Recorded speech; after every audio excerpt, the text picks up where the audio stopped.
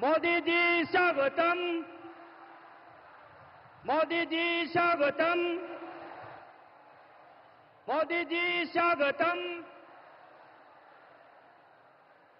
मोदी जी स्वागतम। मोदी जी स्वागतम।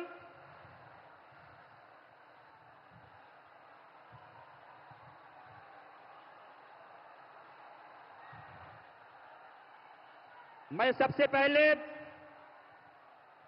हमारे देश के यशस्वी प्रधानमंत्री, केवल देश की नहीं हमारे विश्व के नेता एवं देश के हमारे यशस्वी प्रधानमंत्री श्री नरेंद्र मोदी जी को मैं इस अलीपुर द्वार, जहां चारों ओर हरियाली है, चाय बगान है, गेंडे हैं, हाथियां हैं और मयूर है, ऐसे पुण्य भूमि पर हम सभी अलीपुर द्वार वासी, चाहे कोच हो, मेच हो, राभा हो, टोटो हो, आदिवासी हो, गोरखा हो, बांग्ला भाषी हो, हिंदी भाषी हो, हम सभी के तरफ से हम उनको इस कार्यक्रम में, जो कि ऑपरेशन सिंदूर के बाद में बंगाल में पहली बार इस अलीपुर द्वार की पुण्य भूमि में यहां पर उपस्थित हुए हैं, हम अपनी दिल की गहराइयों से उनका स्वागत करते हैं। तो इस स्वागत कार्यक्रम में मैं सबसे पहले हमारे इस राज्य के सभापति और हमारे केंद्र में शिक्षा प्रतिमंत्री और इस उत्तर पूर्व के विकास के मंत्री श्री सुकांतो मजुमदार जी को खदा के द्वारा सम्मानित करने के लिए आह्वान करता हूं। साथ ही हमारे पश्चिम बंगाल के लड़ाकू नेता और पश्चिम बंगाल विधानसभा के विरोधी दल के नेता सम्मान्य शुभेंदु अधिकारी जी को, हमारे आदरणीय प्रधानमंत्री जी को सम्मान करने के लिए आह्वान करता हूं। साथ ही हमारे जिले के सभापति और भी हमारे 2 जिले के सभापति हैं, उन्हें आदरणीय प्रधानमंत्री जी को प्रतिकृति देकर के सम्मानित करने के लिए आवेदन करता हूं। जिले सभा मिठू दास, हमारे जलपाईगुड़ी जिले के सभापति और कूच बिहार के सभापति, जिले सभापति।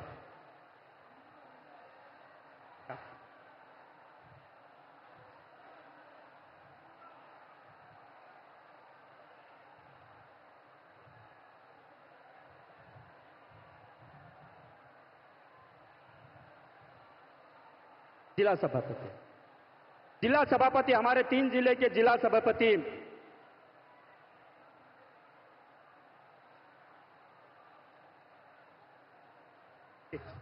उसके बाद में मैं हमारे राज्य के वाइस प्रेसिडेंट श्री रथिंद्र बोस जी द्वारा संपादित बंगाली में पुस्तक, जो हमारे नरेंद्र मोदी जी का जो विभिन्न भाषा ने उनको संपादित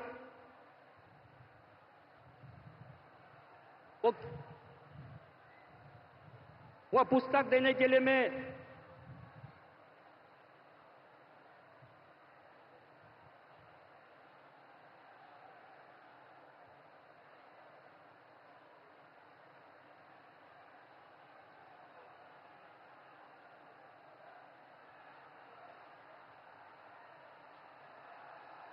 जिला सभापति,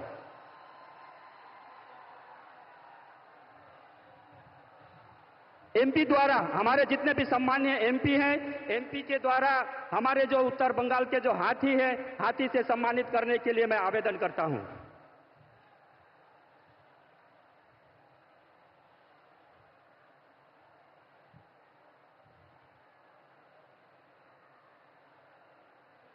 इसके बाद हमारे जितने भी सम्मानीय एमएलए हैं, सम्मानीय एमएलए साहब सबको जो मदन मोहन मंदिर का जो अपना प्रतिकृति है उसको देकर के माननीय प्रधानमंत्री जी को सम्मान करने के लिए आवेदन करता हूं।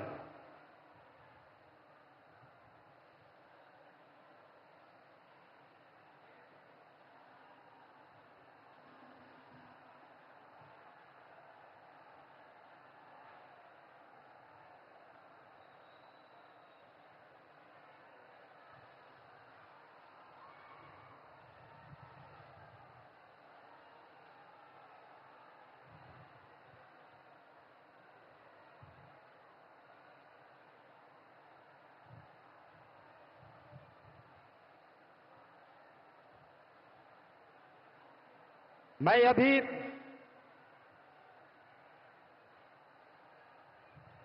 सम्मान समारोह के बाद में मैं हमारे पश्चिम बंगाल विधानसभा के विरोधी दल के नेता श्री शुभेंदु अधिकारी जी को स्वागत भाषण देने हेतु मंच पर आमंत्रित करता हूं।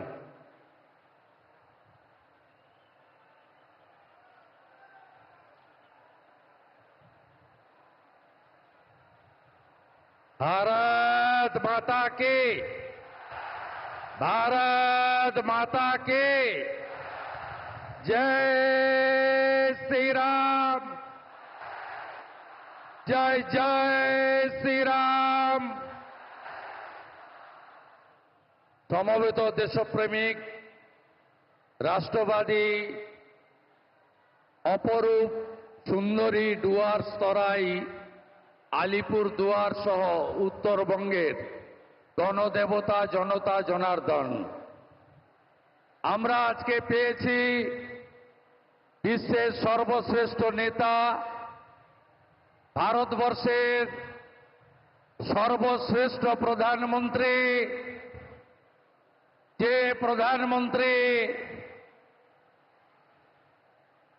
100 কিলোমিটার ভিতরে ঢুকে জঙ্গিদের নাম নিশান মিটিয়ে দিয়েছেন, যশস্বী প্রধানমন্ত্রী নরেন্দ্র মোদীজি। नरेंद्र मोदी जी जिंदाबाद। मोदी जी संघर्ष करो, मोदी जी संघर्ष करो, अंदर घुस के मारा कान। আমাদের মধ্যে উপবিষ্ট আছেন রাজ্যের সভাপতি, ভারত সরকারের রাষ্ট্রমন্ত্রী সম্মানীয় ডক্টর সুকান্ত মজুমদার, ভারতীয় জনতা পার্টির পশ্চিমবঙ্গের ইনচার্জ সাধারণ সম্পাদক মহামন্ত্রী সুনীল বানসালজি, সহপ্রভারী অমিত মালভিয়াজি, মাননীয় সাংসদগণ, মাননীয় বিধায়কবৃন্দ, মাননীয় জেলা সভাপতিবৃন্দ, আমি সম্মানিত মঞ্চ সকলকে যথাযথ শ্রদ্ধা জানাই। মাননীয় প্রধানমন্ত্রীর কথা শোনার জন্য এসেছি আমরা। আমি কিছুদিন আগে উত্তরবঙ্গের বানারহাট এবং শিলিগুড়িতে তেরঙ্গা যাত্রায় অংশগ্রহণ করেছি।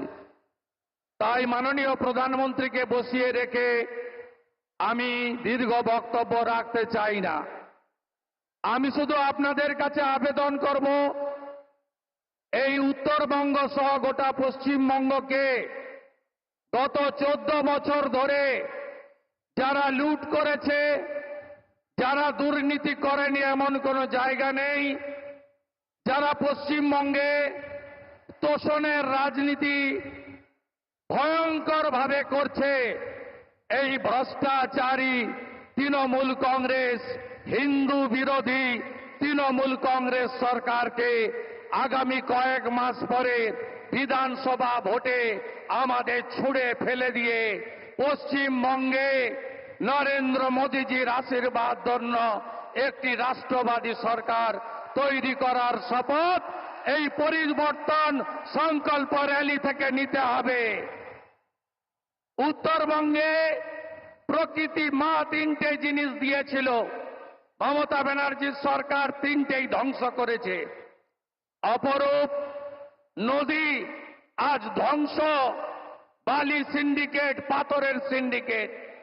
অরণ্য আজকে শেষ, তরাই ডুয়ার্সের কোন গাছ নেই, শেষ করে দিয়েছে এরা।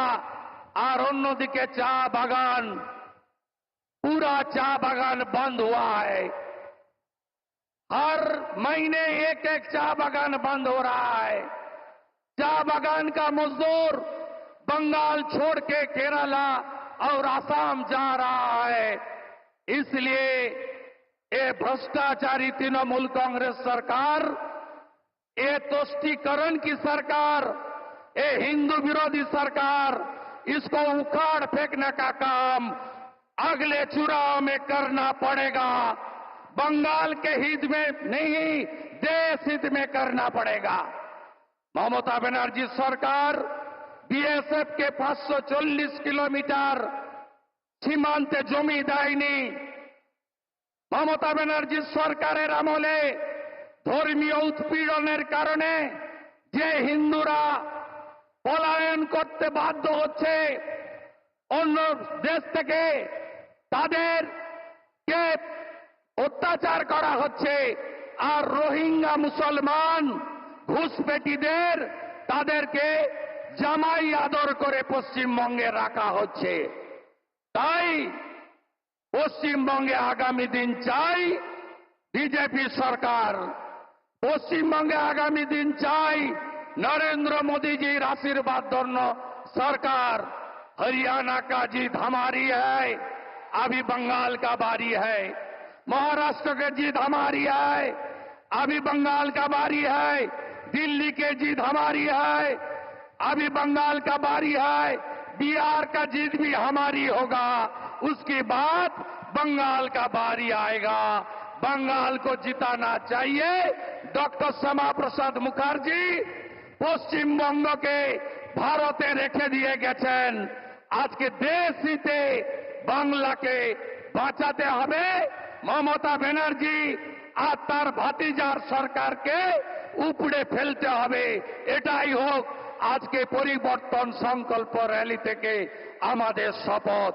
আপনাদের সবাইকে আমি আমার অন্তর থেকে নমস্কার, ধন্যবাদ, অভিনন্দন জানাই।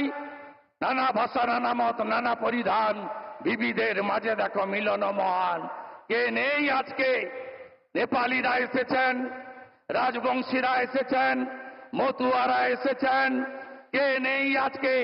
আদিবাসীরা এসেছেন। এই বিরাট সভা প্রমাণ করছে বাংলা মোদিজির সাথে আছে, বাংলা মোদিজির সাথে আছে, বাংলা মোদিজির সাথে আছে। এই বাংলায় 3 জনকে পাহেলগাঁয়ে খুন করা হয়েছে, ধর্ম দেখে খুন করা হয়েছে। তার বদলা যদি কেউ নিয়ে থাকেন তার নাম নরেন্দ্র দামোদর দাস মোদি। মোদি মোদি মোদি মোদি মোদি মোদি। ভারত মাতা কি, ভারত মাতা কি।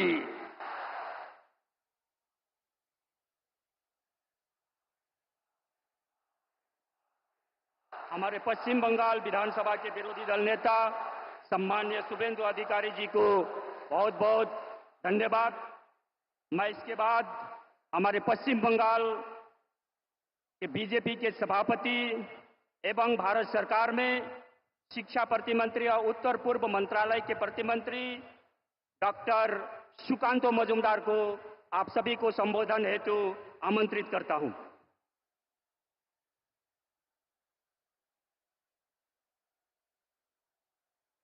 ভারত মাতা কি।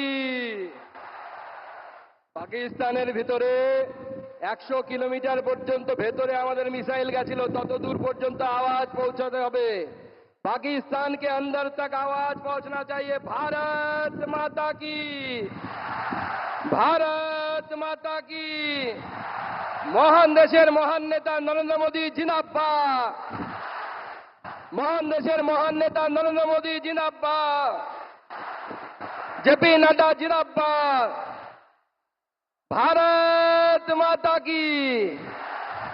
বন্ধুগণ, আজ আমাদের চরম সৌভাগ্য যে অপারেশন সিঁদুরের পর আমাদের 22 এপ্রিল মা বোনেদের মাথার সিঁদুর পাকিস্তান মিটিয়ে দিয়েছিল, পাকিস্তানের সাহায্যপ্রাপ্ত জঙ্গিরা মিটিয়ে দিয়েছিল।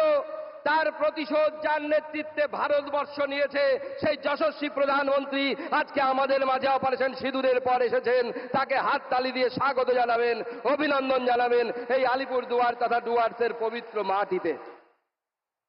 মঞ্চে উপবিষ্ট আছেন আমাদের লড়াকু বিরোধী দলনেতা মাননীয় শুভেন্দু অধিকারী মহাশয়, উপস্থিত আছেন আমাদের ন্যাশনাল জেনারেল সেক্রেটারি মাননীয় সুনীল বনশালজি এবং আমাদের প্রভারী সহপ্রভারী মাননীয় অমিত মালব্য মহাশয়, সম্মানীয় সাংসদগণ, লোকসভা এবং রাজ্যসভা প্রাক্তন কেন্দ্রীয় মন্ত্রী, বিধায়ক, জেলা প্রেসিডেন্ট এবং আমার সামনে হাজার হাজার সংখ্যায় বিজেপির কার্যকর্তা যাদেরকে আমরা দেখতে পাচ্ছি। যারা আগামী দিনে অপারেশন সিঁদুরের মতো অপারেশন পশ্চিমবঙ্গে মোদিজি সৈনিক হয়ে যারা তৃণমূল কংগ্রেসকে উৎখাত করে বঙ্গোপসাগরের জেলে ফেলবে, জলে গিয়ে ফেলবে, সেই কার্যকর্তাদের আমি অসংখ্য ধন্যবাদ জানাই। আমার বাগান থেকে আসা গোর্খা ভাই বোনেরা, দাদারা, তাদেরকে আমি আমার নমস্কার জানাই। আমাদের আদিবাসী ভাই বোনেরা, ভগবান বিরসা মুন্ডার সন্তান যারা, তাদেরকে আমি আমার সম্মান জানাই, নমস্কার জানাই, এবং আলিপুর দুয়ার সহ ডুয়ার্সের প্রত্যেকটি মানুষকে এই পবিত্র ভূমি থেকে আমি নমস্কার জানাই। আজকে বন্ধুগণ, মাননীয় প্রধানমন্ত্রী বিজয় সংকল্প যাত্রার মধ্য দিয়ে পশ্চিমবঙ্গের বিজয়ের রথ আজকে থেকে এই আলিপুর দুয়ারের মাটি থেকে শুরু হচ্ছে। নরেন্দ্র মোদী সরকার আসার পর প্রথম কেউ উত্তরবঙ্গের মানুষকে মানুষ মনে করেছে। তার আগে কলকাতায় শুনতাম আমরা নর্থ বেঙ্গল মানে নর্থ বেঙ্গল। এখন সেই নর্থ বেঙ্গল থেকে মাননীয় প্রধানমন্ত্রীর হাতে 110 কোটি টাকার গ্যাস পাইপ প্রকল্প আজকে এই মাটি থেকে চালু হলো, যা আপনাদের বাড়ি বাড়ি গ্যাস পৌঁছে দেবে। আগে কেউ কোনোদিনও ভাবেনি। যখন বন্দে ভারত, পশ্চিমবঙ্গে যখন প্রথম বন্দে ভারত চালু করার ব্যবস্থা হলো, আমরা জানতাম বন্দে ভারত চালু হলে কলকাতা থেকে অন্য কোথাও চালু হয়। নরেন্দ্র মোদীজি সেদিন কলকাতায় আসার কথা ছিল, ওনার মাতৃবিয়োগ হয়েছিল, মা মারা গেছিলেন। সেই অবস্থাতেও মাননীয় প্রধানমন্ত্রী ভার্চুয়ালি থেকে প্রথম বন্দে ভারত পশ্চিমবঙ্গের যখন চালু করলেন, কি চালু করলেন? কলকাতা টু এনজিপি, যাতে কলকাতার লোকেরাও সুবিধা পায়, আর উত্তরবঙ্গ যে নর্থ বেঙ্গল, যাকে নর্থ বেঙ্গল বলা হতো, সেই নর্থ বেঙ্গলে যেন বন্দে ভারতের মধ্য দিয়ে জুড়ে যায়। আজকে কত বন্দে ভারত আমাদের উত্তরবঙ্গের মধ্য দিয়ে যাচ্ছে। বন্ধুগণ, এই নরেন্দ্র মোদীর সরকার আমাদেরকে প্রতিষ্ঠা করতে হবে। আগামী 26শে নির্বাচনে আমাদের বিরোধী দলনেতা বললেন, কেন? কারণ মনে করুন 22শে এপ্রিল জঙ্গিরা এসেছিল পাকিস্তান থেকে, মাথার সিঁদুর দেখেছিল, মাথার সিঁদুর, গলার মঙ্গলসূত্র দেখে গুলি করেছিল। জিজ্ঞেস করেনি কে গোর্খা, জিজ্ঞেস করেনি কে ঝাড়খণ্ডের লোক, কে বাংলার লোক। আর কিছুদিন আগে মুর্শিদাবাদে গেছিলাম, আমি গেছিলাম, আমাদের বিরোধী দলনেতা গেছিলেন, আমাদের অন্যান্য নেতৃত্ব গেছিলেন। একটার পর একটা বাড়ি দেখেছি আমরা, পুড়িয়ে দেওয়া হয়েছে, ভেঙে দেওয়া হয়েছে। দোষ কি ছিল? যারা পেহেলগাঁওতে মারা গেছিল তাদেরও একটাই দোষ, আর মুর্শিদাবাদে যাদের বাড়ি ঘর ভেঙে দেওয়া হয়েছিল তারা পালিয়েছিল, একটাই দোষ, তারা মাথায় সিঁদুর পরেন মহিলারা, গলায় কাঠের মালা রাখেন, গলায় মঙ্গলসূত্র রাখেন। তাই কাশ্মীর আর মুর্শিদাবাদ এক হয়ে গেছে। এই শক্তির বিরুদ্ধে আমাদের সকলকে গর্জে উঠতে হবে, লড়াই করতে হবে, আর সেই লড়াই নরেন্দ্র মোদীর নেতৃত্ব হবে। 26 আমরা মমতা বন্দ্যোপাধ্যায়ের এই জেহাদি সরকারকে উৎখাত করে বঙ্গোপসাগরে ফেলবো। সেই জন্য সবাই তৈরি হন, দুই হাত মুঠ করে আমার সাথে সংকল্প নিন, ভারতবর্ষের পতাকাকে উপরে তুলে ধরুন আর বলুন, ভারত মাতা কি, ভারত মাতা কি, ভারত মাতা কি। জয় শ্রীরাম, জয় জয় শ্রীরাম। মহান দেশের মহান নেতা নরেন্দ্র মোদী জিন্দাবাদ, নরেন্দ্র মোদী জিন্দাবাদ, ভারতীয় সেনা জিন্দাবাদ, ভারত মাতা কি। ধন্যবাদ, নমস্কার, সবাইকে অভিনন্দন এবং সবাই খুব ভালো থাকবেন। নমস্কার।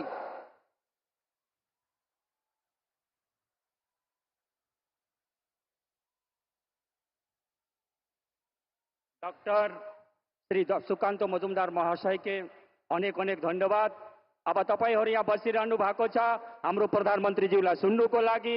हमनी मन सब कोही बैठी बहुत आशा करके हमनी मन अपन प्रधानमन्त्री कर बात सुनोक लागि तो समय आए जा है।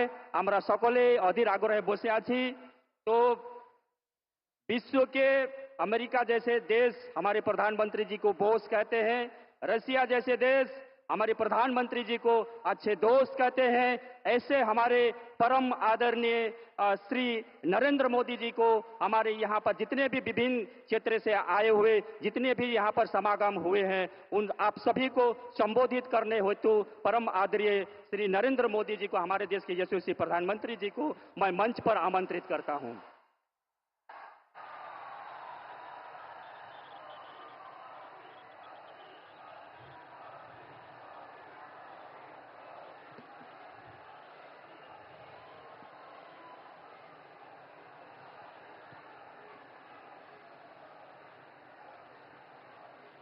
भारत माता की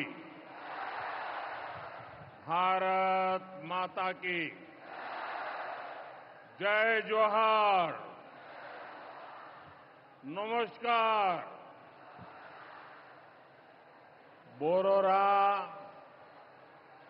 आमार प्रणाम नेबेन। छोटोरा भालोबाशा। आप इतनी विशाल संख्या में यहां हमें आशीर्वाद देने आए हैं। मैं हृदय से बंगाल की जनता का अभिनंदन करता हूं।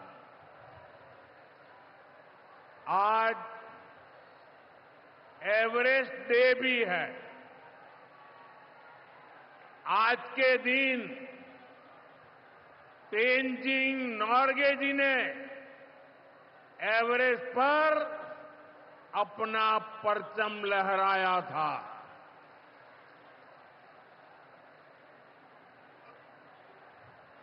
उनके सम्मान में हम भी अपना तिरंगा फहराएंगे।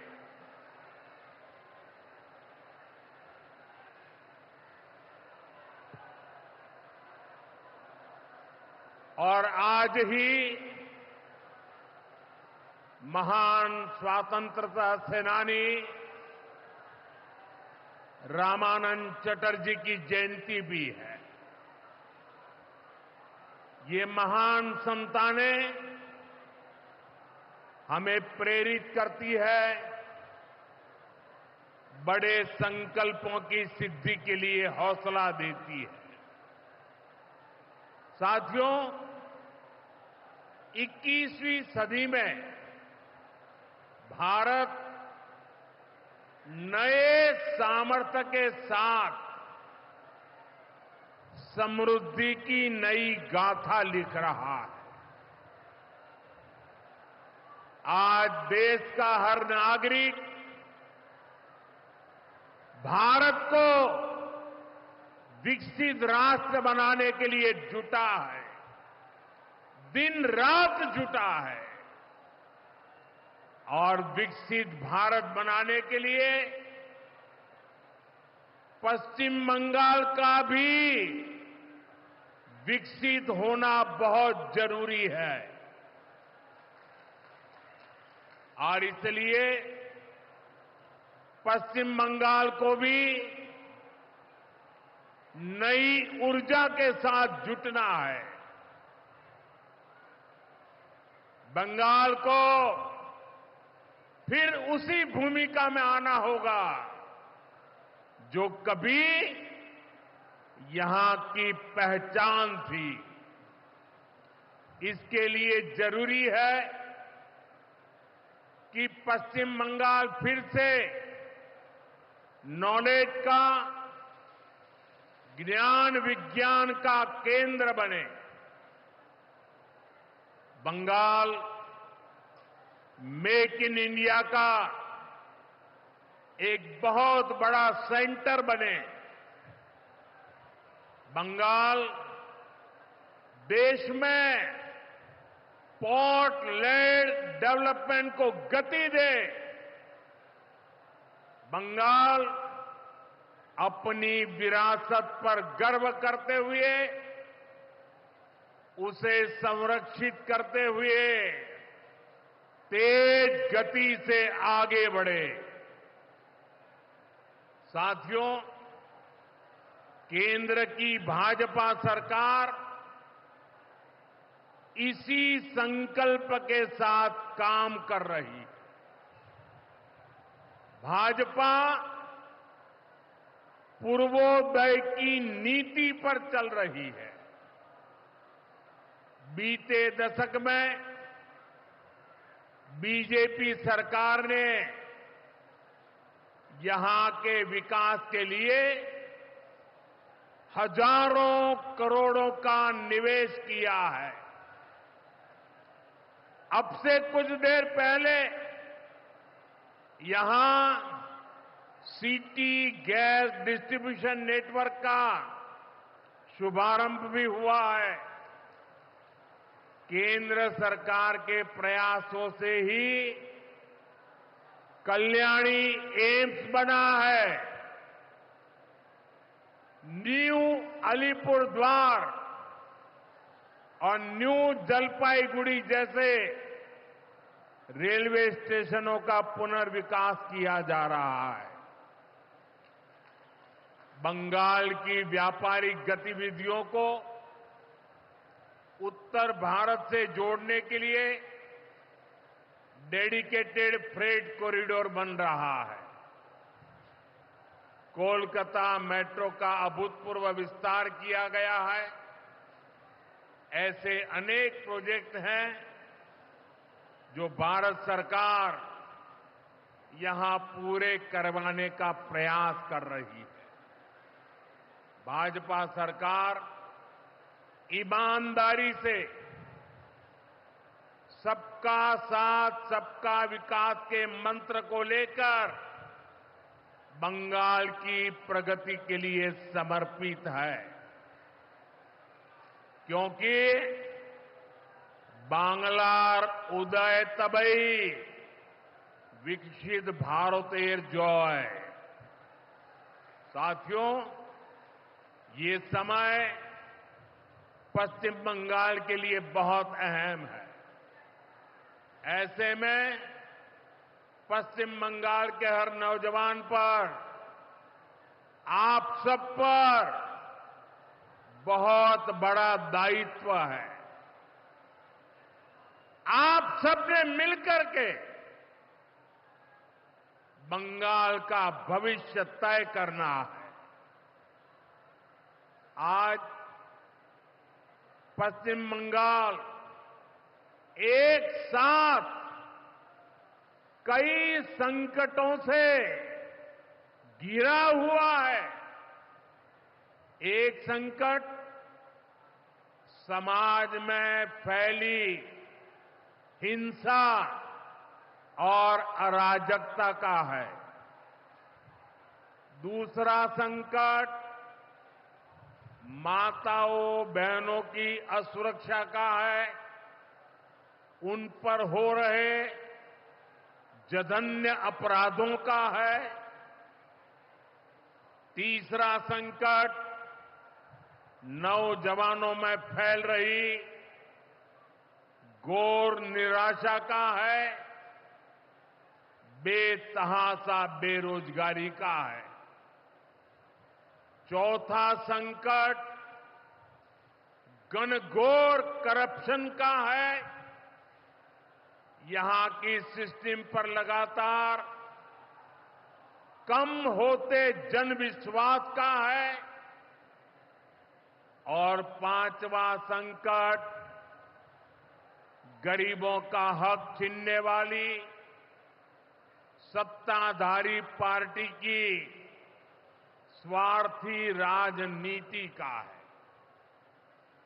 साथियों, यहां मुर्शिदाबाद में जो कुछ हुआ, मालदा में जो कुछ हुआ, वो यहां की सरकार की निर्ममता का उदाहरण है। दंगों में गरीब माताओं बहनों की जीवन भर की पूंजी राख कर दी गई। तुष्टीकरण के नाम पर गुंडागिर्दी को खुली छूट दे दी गई। जब सरकार चलाने वाले एक पार्टी के लोग, विधायक, कॉरपोरेटर ही लोगों के घरों को चिन्हित करके जलाते हैं और पुलिस तमाशा देखती है, तो उस भयावह स्थिति की कल्पना की जा सकती है। मैं बंगाल की भद्र जनता से पूछता हूं, क्या सरकारें ऐसे चलती हैं? यही भावे छोड़कर चलेगी? साथियों, बंगाल की जनता पर हो रहे इन अत्याचारों से यहां की निर्मम सरकार को कोई फर्क नहीं पड़ता। यहां बात बात पर कोर्ट को दखल देना पड़ता है।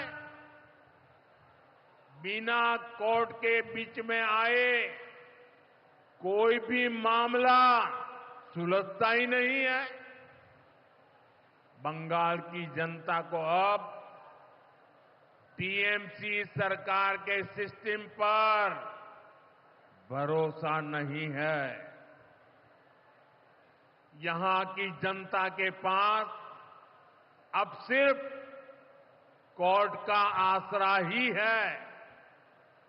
इसलिए पूरा बंगाल कह रहा है, बंगाल में मची चीख पुकार, नहीं चाहिए निर्मम सरकार। बांग्लार चित्कार लागबे ना, निर्मम सरकार। साथियों, भ्रष्टाचार का सबसे बुरा असर नौजवानों पर पड़ता है, गरीब और मिडिल क्लास परिवारों पर होता। भ्रष्टाचार कैसे चारों तरफ बर्बादी लाता है, ये हमने टीचर भर्ती घोटाले में देखा है। टीएमसी सरकार ने अपने शासनकाल में हजारों टीचर्स का फ्यूचर बर्बाद कर दिया, उनके परिवारों को तबाह कर दिया, उनके बच्चों को असहाय छोड़ दिया। टीएमसी के घोटालेबाजों ने सैकड़ों गरीब परिवार के बेटे बेटियों को अंधकार में धकेल दिया है। ये सिर्फ कुछ हजार टीचर्स के भविष्य के साथ खिलवाड़ नहीं है, बल्कि पश्चिम बंगाल के पूरे एजुकेशन सिस्टम को बर्बाद किया जा रहा है। टीचर्स के अभाव में लाखों बच्चों का भविष्य दांव पर है। इतना बड़ा पाप टीएमसी के नेताओं ने किया है। हद तो ये है कि ये लोग आज भी अपनी गलती मानने को तैयार नहीं है। उल्टा देश की अदालत को, न्यायपालिका को, कोर्ट को दोषी ठहराते हैं। साथियों, टीएमसी ने चाय बागान में काम करने वाले साथियों को भी नहीं छोड़ा है। यहां सरकार की कुनीतियों के कारण टी गार्डन लगातार बंद होते जा रहे हैं। मजदूरों के हाथ से काम निकलता चला जा रहा है। यहां पीएफ को लेकर जो कुछ भी हुआ वो बहुत शर्मनाक है। ये गरीब मेहनतकश लोगों की कमाई, उस पर डाका डाला जा रहा है। टीएमसी सरकार इसके दोषी लोगों को बचाने की कोशिश कर रही है। और मैं बंगाल के मेरे भाई बहन आपको विश्वास दिलाने आया हूं, भाजपा ये नहीं होने देगी।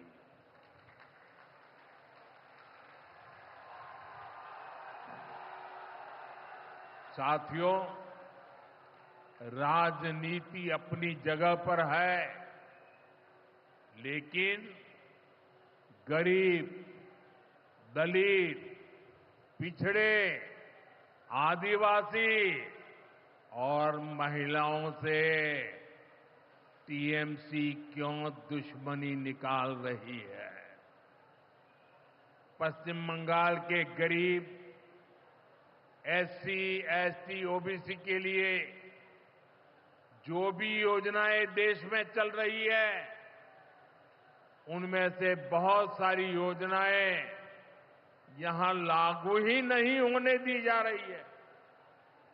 पूरे देश में करोड़ों लोगों को आयुष्मान योजना के तहत मुफ्त इलाज मिल चुका है, लेकिन मुझे दुख के साथ कहना पड़ रहा है, इसका फायदा पश्चिम बंगाल के मेरे भाई बहनों को नहीं मिल रहा। पश्चिम बंगाल का कोई साथी अगर दिल्ली, बेंगलुरु, चेन्नई गया है, उसको वहां मुफ्त इलाज नहीं मिल पाता, क्योंकि निर्मम सरकार ने बंगाल के अपने लोगों को आयुष्मान कार्ड देने ही नहीं दिया। आज देश भर में 70 वर्ष से ऊपर के बुजुर्गों को 5 लाख रुपए तक मुफ्त इलाज की सुविधा मिल रही है।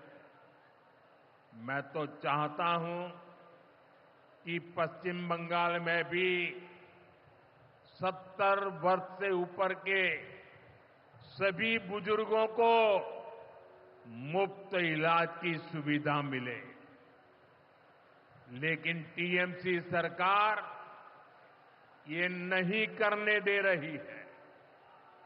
केंद्र की बीजेपी सरकार देश भर में गरीब परिवारों को पक्के घर बनाकर दे रही है, लेकिन पश्चिम बंगाल में लाखों परिवारों का घर नहीं बन पा रहा है, क्योंकि टीएमसी के लोग इसमें भी गरीब के पास से कट और कमीशन की मांग कर रहे हैं। आखिर टीएमसी सरकार आप लोगों को लेकर इतनी निर्मम क्यों है? साथियों, यहां की निर्मम सरकार के जितने उदाहरण दो वो कम है।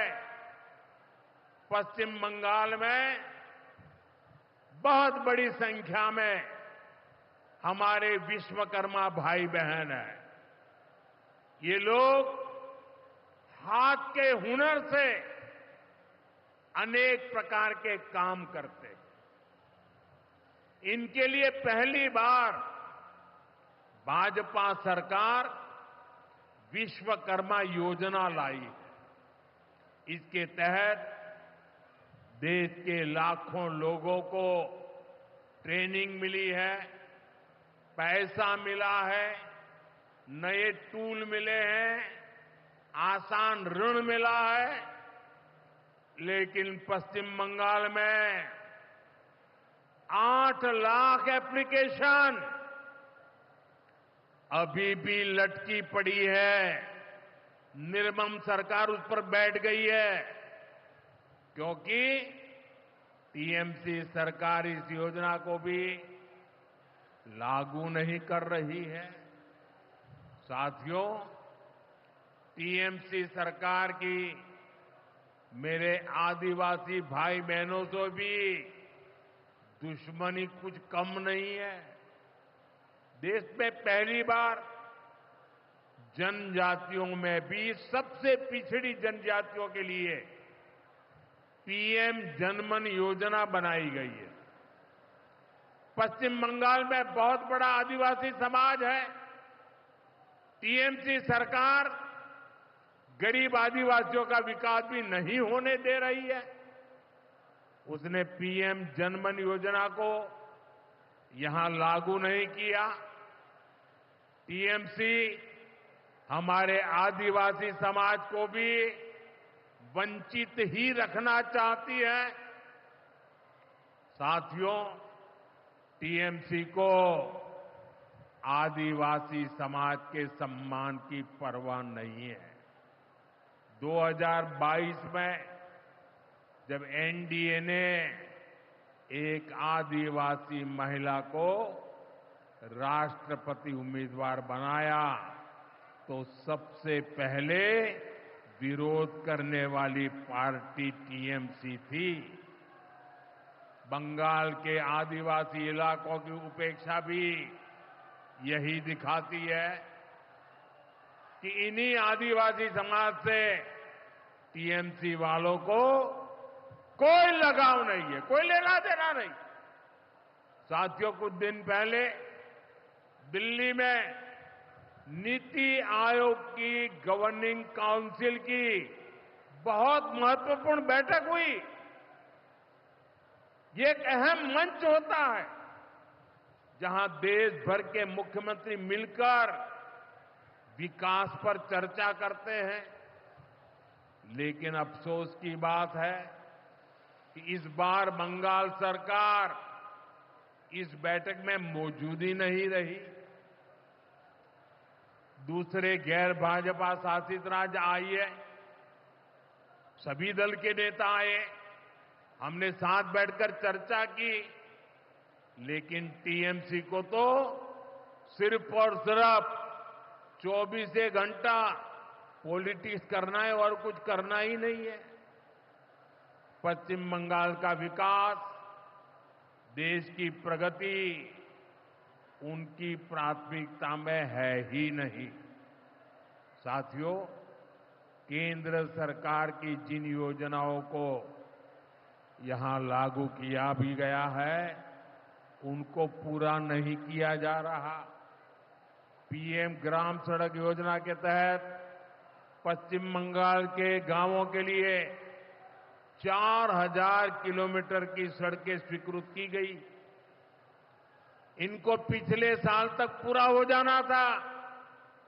4000 किलोमीटर तो छोड़िए, यहां 400 किलोमीटर सड़कें भी नहीं बन पाई है। साथियों, इंफ्रास्ट्रक्चर के काम से सुविधाएं भी बनती है और रोजगार भी बनते हैं। लेकिन हालत ये है कि पश्चिम बंगाल में 16 बड़े इंफ्रास्ट्रक्चर प्रोजेक्ट यहां की सरकार अटकाए हुए है। ये 90,000 करोड़ रुपए से अधिक के प्रोजेक्ट हैं। कहीं रेल लाइन आनी थी, रुकी पड़ी है। कहीं मेट्रो बननी थी, रुकी पड़ी है। कहीं हाईवे बनना था, बंद पड़ा है। कहीं अस्पताल बनना था, कोई पूछने वाला नहीं। ऐसे प्रोजेक्ट्स को ये टीएमसी ने लटका करके रखा है। ये पश्चिम बंगाल के आप लोगों के साथ बहुत बड़ा धोखा है। साथियों, आज जब सिंदूर खेला की इस धरती पर आया हूं, तो आतंकवाद को लेकर भारत के नए संकल्प की चर्चा स्वाभाविक है। 22 अप्रैल को पहलगाम में, जम्मू कश्मीर में आतंकियों ने जो बर्बरता की, उसके बाद पश्चिम बंगाल में भी बहुत गुस्सा था। आपके भीतर जो आक्रोश था, आपका जो गुस्सा था, उसको मैं भली भांति समझता था। आतंकवादियों ने हमारी बहनों का सिंदूर मिटाने का दुस्साहस किया। हमारी सेना ने उनको सिंदूर की शक्ति का एहसास करा दिया।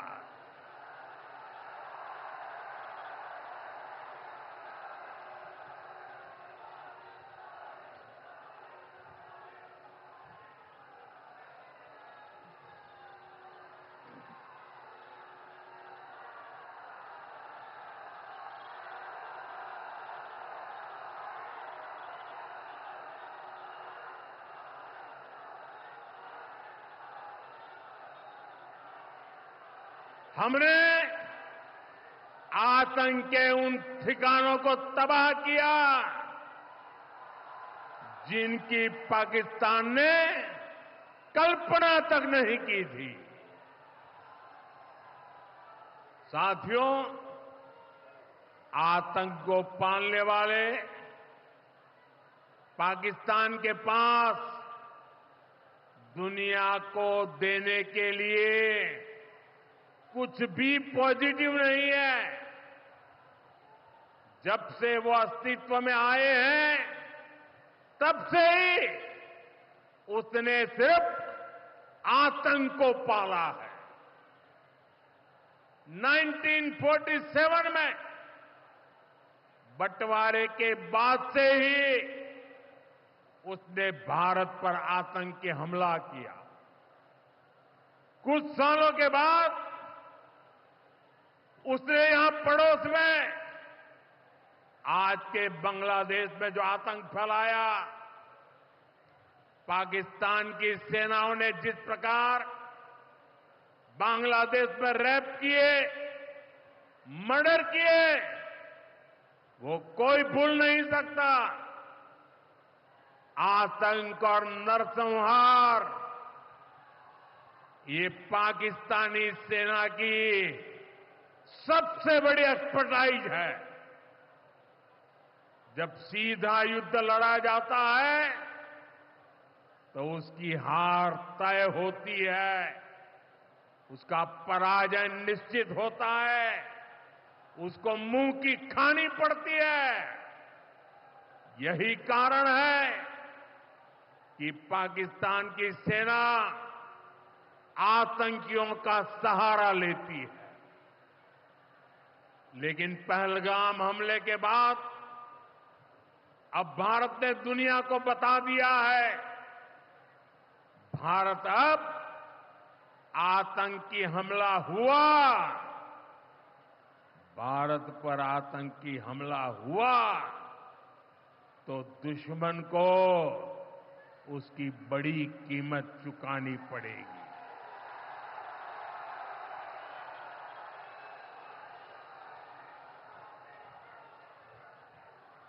और पाकिस्तान समझ ले, 3 बार घर में घुस करके मारा है तुम्हें।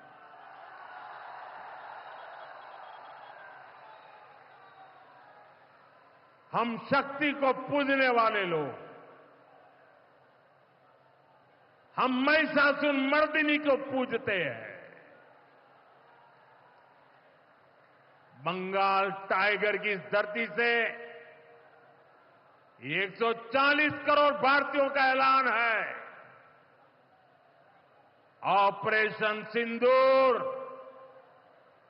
अभी खत्म नहीं हुआ है।